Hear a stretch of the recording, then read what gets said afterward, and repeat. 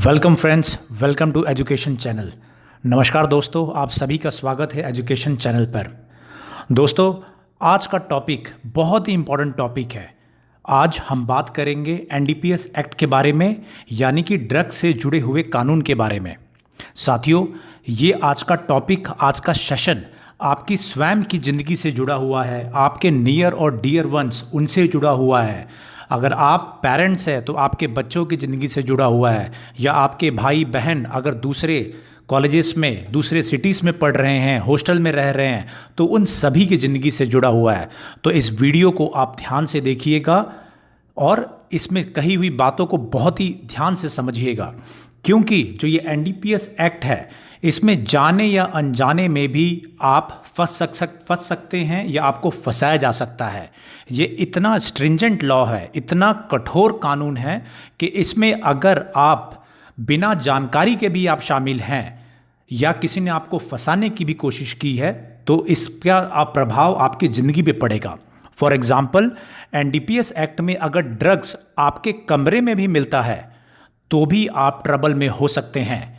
हो सकता है कि आपका किराएदार, आपका रूममेट जिसके साथ आप तैयारी कर रहे हैं, वो दूसरा आदमी ड्रग्स का इस्तेमाल करता हो आपकी बिना जानकारी के, लेकिन ये प्रूफ करना आपके लिए बहुत मुश्किल हो जाएगा। हो सकता है कि आप सिगरेट पीते हो, लेकिन उस सिगरेट में गांजा मिला के कोई साथी आपका दे रहा हो, तो भी आप फंस सकते हैं। तो आज का वीडियो इसीलिए मैंने टॉपिक पे बनाया है कि जितने भी हमारे यूथ हैं वो जाने अनजाने में उनसे कोई भी गलती ना हो, क्योंकि ये कानून बहुत कठोर है। और मैं बता दूं, इसमें मृत्यु दंड, मौत की सज़ा तक का प्रावधान है। तो इसको आप ध्यान से समझिएगा। बैकग्राउंड मैं आपको बता दूं, बैकग्राउंड है सुशांत सिंह राजपूत के आत्महत्या या कथित मृत्यु के बाद से लगातार खलबली मची हुई है, और आए दिन एनसीबी, नारकोटिक्स कंट्रोल ब्यूरो है, वो बॉलीवुड में बड़े बड़े जो सितारे हैं, जो एक समय पे रोल मॉडल हम सबके रहे हैं, कई एक्ट्रेसेस हैं, हीरोइन हैं, जो कि तमाम महिलाओं की रोल मॉडल रही है, उन तक भी शिकंजा पहुंच चुका है। उनकी भी इन्वॉल्वमेंट की बात आ रही है।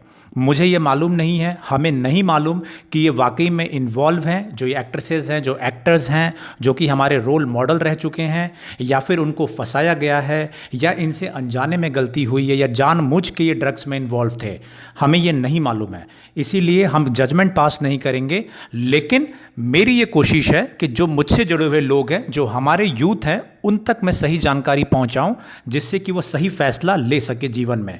क्योंकि बहुत से लोग अलग अलग शहरों में, दिल्ली, बम्बई, बेंगलोर में या तो काम कर रहे हैं या कई एग्ज़ाम्स की तैयारी कर रहे हैं, रूममेट्स के साथ में रहते हैं, फ्लैटमेट्स के साथ में रहते हैं, और जाने अनजाने में उनके रूममेट्स की गलती की वजह से, या उनके जो कोचिंग में पढ़ने वाले दोस्त हैं उनकी गलती की वजह से आप भी फंस सकते हैं, आपके बच्चे फंस सकते हैं, आपके भाई बहन फंस सकते हैं। तो इस वीडियो को ध्यान से देखिए और समझिए क्या कहता है ये कानून और क्या है इसमें प्रावधान। So let's start. NDPS act क्या है? एनडीपीएस एक्ट, एनडीपीएस एक्ट एक कानून है जो कि भारत में जो ड्रग्स हैं और साइकोट्रोपिक सब्सटेंसेस है उनको रेगुलेट करने के लिए 1985 में लाया गया था, और 14 नवंबर 1985 में लागू हुआ। इसमें समय समय पे अमेंडमेंट भी किए गए। क्या है ये पूरा act? Prevention of illicit trafficking in narcotics, drugs and psychotropic substance act, ये एक कानून है 1988 का। और मेन कानून है narcotics, drugs and psychotropic substances act of 1985। तो 1985 का ये कानून है, और उसके बाद से भारत में जो भी ये नारकोटिक ड्रग्स हैं और साइकोट्रोपिक सब्सटेंसेस है उनको रेगुलेट किया जाता है। क्या क्या बैन है, ध्यान से समझिए इसको। क्या क्या चीज़ें बैन है इस कानून के तहत? पोजेशन, आप अपने पोजेस नहीं कर सकते हैं। गांजा, अफीम, चरस, ये चीज़ें आपके पास नहीं होनी चाहिए। सेल, आप बेच नहीं सकते हैं। अगर आप सोचेंगे ठीक है मैं नहीं खरीदूंगा, लेकिन तुरंत पैसा कमाने के लिए इसको बेच के पैसा कमाऊंगा, ये आप नहीं कर सकते हैं। परचेसिंग, आप नहीं खरीद सकते हैं। ट्रांसपोर्ट, आप उसको एक जगह से दूसरे स्थान पर नहीं ले जा सकते हो। स्टोरेज, अब ध्यान से समझिएगा, स्टोरेज, अगर आपका फ्लैट है, अगर आप किराएदार हैं या रूममेट के साथ रह रहे हैं और आपके फ्लैट में अगर गांजा, चरस, अफीम पाया जाता है तो आप भी जिम्मेवार होंगे। तो बिल्कुल नज़र रखिए जिनके साथ आप रह रहे हैं, तैयारी कर रहे हैं या जॉब कर रहे हैं, स्टोरेज बिल्कुल नहीं होना चाहिए ड्रग्स का। और कंजम्पशन, कंजम्पशंस भी नहीं होना चाहिए। मैंने अभी आपको बताया किसी चीज़ में मिला के या गांजा, चरस, अफीम अगर आप कंज्यूम कर रहे हैं या कोई आपको करवा रहा है तो आप भी फंसेंगे। तो इस चीज़ पे आपकी नज़र रहे। और क्या कहता है ये कानून? इस कानून में प्रावधान है कि इसको जो भी ड्रग्स है इनको कंट्रोल और रेगुलेट किया जाए, और जो भी आपने प्रॉपर्टी बनाई है इससे ड्रग्स के सेल से, उस पे भी सरकार जो है, जो एनसीबी है, वो कार्रवाई कर सकती है। तो ये बिल्कुल ध्यान रहे। नाउ ये जो कानून आया था इसके पीछे क्या मंशा थी? इसके पीछे मंशा ये थी कि जो यूनिवर्सल जो थे कानून थे उनके पालन के तहत ये लाया गया था। कौन कौन से ये कानून थे? ये थे single convention on narcotic drugs, ये इंट्रोड्यूस किया गया था। उसके तहत कौन कौन से आते हैं नारकोटिक ड्रग्स में? ओपियम, कोका और उसके डेरिवेटिव जैसे कि मॉर्फिन, हेरोइन, कोकीन, कैनबिस, गांजा, ये सभी आता है नारकोटिक ड्रग्स की कैटेगरी में। साइकोट्रॉपिक सब्सटेंस कैटेगरी में क्या क्या आता है? ये सिंथेटिक टाइप के ड्रग्स होते हैं, जैसे एलएसडी होता है और पिल्स होते हैं। ये अगर आप बड़े बड़े शहरों में जाएंगे, दिल्ली, बेंगलोर, बॉम्बे, सॉफ्टवेयर्स में, बड़ी बड़ी पार्टियों में इनका कंजम्पशन होता है। आपको ध्यान रहे कि अगर आपके सामने ये चीज़ हो रही है तो आप इससे बच के रहिए और इन्फॉर्म करिए। तो ये जितने भी पिल्स हैं, एलएसडी है, एमडीए हैं, ये सभी बैन हैं। इसके लिए सज़ा है। अगर आप इसका कंजम्पशन, सेल, परचेसिंग करते हैं तो आप जेल जाएंगे। फिर इम्पॉर्टेंट फैक्ट क्या है? इंपॉर्टेंट फैक्ट आप समझ लीजिए, कुछ डिफरेंसेस आप समझ लीजिए। क्या होता है चरस और क्या होता है गांजा? कैनबिस प्लांट होता है। आपको मैं वो प्लांट दिखाता हूँ। ये प्लांट है, ये कैनबिस प्लांट इसको बोलते हैं।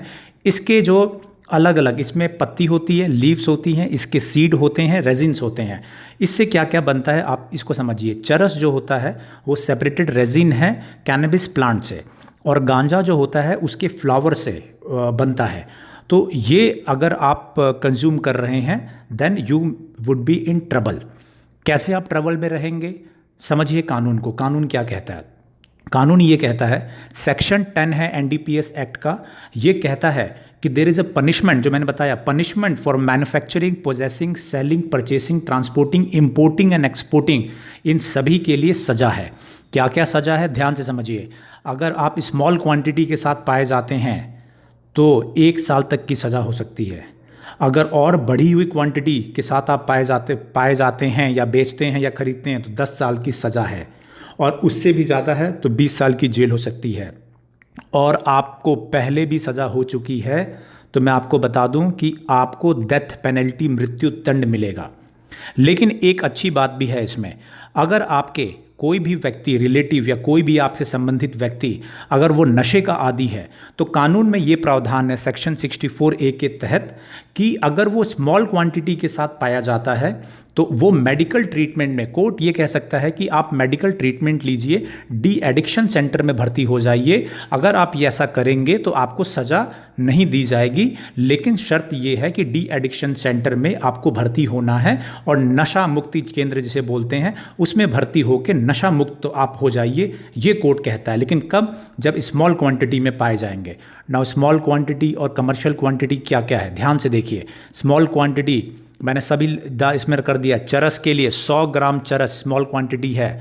100 ग्राम का मतलब 0 से 100 ग्राम। अगर 50 ग्राम, 20 ग्राम, 10 ग्राम भी है तो स्मॉल क्वांटिटी में आप आएंगे। बिल्कुल भी पोजेस आप नहीं कर सकते हैं। गांजा के लिए आप देखेंगे 1 केजी गांजा। 1 केजी गांजा का मतलब अगर 1 ग्राम से लेके 1 केजी तक अगर आप गांजा है तो आप ट्रबल में हैं। और 1 केजी से ज़्यादा है, 20 केजी तक, तो 10 साल तक समझिए आप जेल में जाएंगे। वो जो आप कॉलेज में इंजीनियरिंग करने गए हैं, आप बीएससी करने गए हैं, तो वहाँ से सीधा आप जेल में लैंड करेंगे। कितने सालों के लिए? 10 सालों के लिए, ये ध्यान रहे। और 20 केजी से भी ज़्यादा है तो कम से कम 20 से 30 साल तक के लिए, मतलब पूरी जवानी आपकी जेल में कटेगी। ध्यान रखिए। अगर आपके रूम में मिल भी जाता है तो भी याद रखिएगा इसको। इसी के साथ अफीम वगैरह सभी का स्ट्रिंजेंट कानून है, और हमें मिल जाता है तो आप you can be behind the bars. तो ये मैंने आपको बता दिया आपकी ज़िंदगी से जुड़ा हुआ। कुछ और फैक्ट्स जान लीजिए। भांग की लीगैलिटी क्या है? अब आप ये बात समझिए। भांग जो कंट्री इंडिया में है वो इस तरीके से उसकी लीगैलिटी हो जाती है कि जो डेफिनेशन दी गई है इस एक्ट के तहत वो डेफिनेशन दी गई है कि जो लीव्स हैं और रेजिन है वो लीव्स को ओके किया गया है, यानी कि भांग का पोजेशन या भांग का सेल वो परमिटेड है। कैसे परमिटेड है? वो ऐसे परमिटेड है कि जो स्टेट गवर्नमेंट्स है वो उसके रेगुलेट कर सकती है।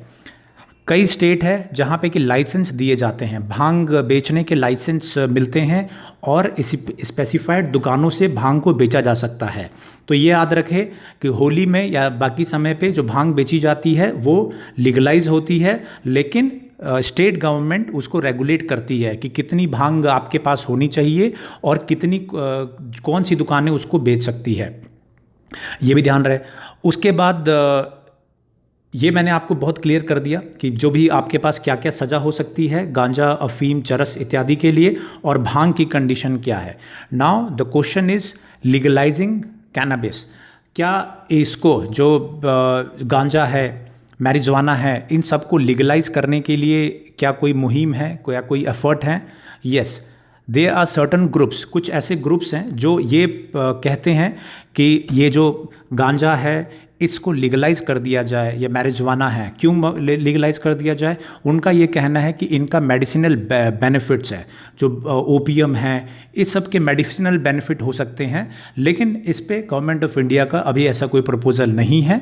आपको बस याद रखना है ये कानून को, एनडीपीएस एक्ट का जो कानून है बहुत ही स्ट्रिंजेंट कानून है। मैंने आपको सज़ा बता दिया, मृत्युदंड तक की सज़ा है, 1 साल से लेकर 20 साल तक की सज़ा है जितना क्वांटिटी आपके पास मिलता है, और कौन कौन सी क्वांटिटी स्मॉल मानी जाएगी कमर्शियल, वो भी मैंने आपको समझा दिया है।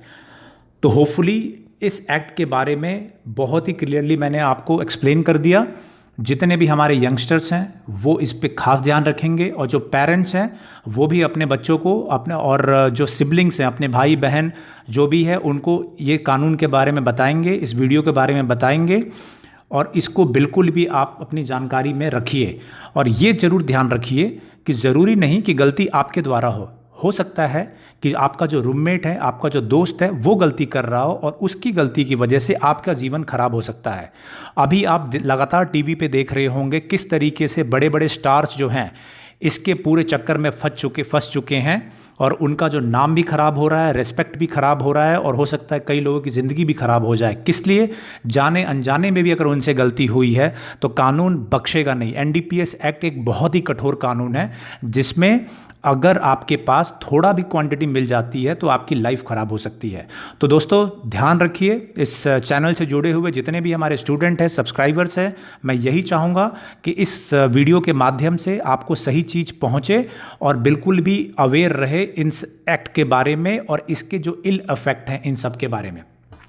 तो दोस्तों मुझे उम्मीद है इस वीडियो के तहत मैंने आपको क्लियरली एक्सप्लेन किया होगा कि क्या है एनडीपीएस एक्ट, कब ये लागू हुआ था, क्या है इसमें पनिशमेंट की प्रावधान, कितनी क्वांटिटी के ऊपर किस तरह की सज़ा मिल सकती है, और जो मैंने बातें बताई कि how it can affect your life, ये भी मुझे लगता है कि आपको मैंने क्लियर कर दिया है। इसके बाद भी अगर माइंड में आपके क्वेश्चन हैं तो आप कमेंट में ज़रूर लिखिए, मैं ज़रूर उसका आंसर करूँगा।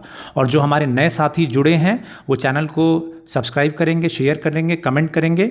थैंक यू दोस्तों, जय हिंद।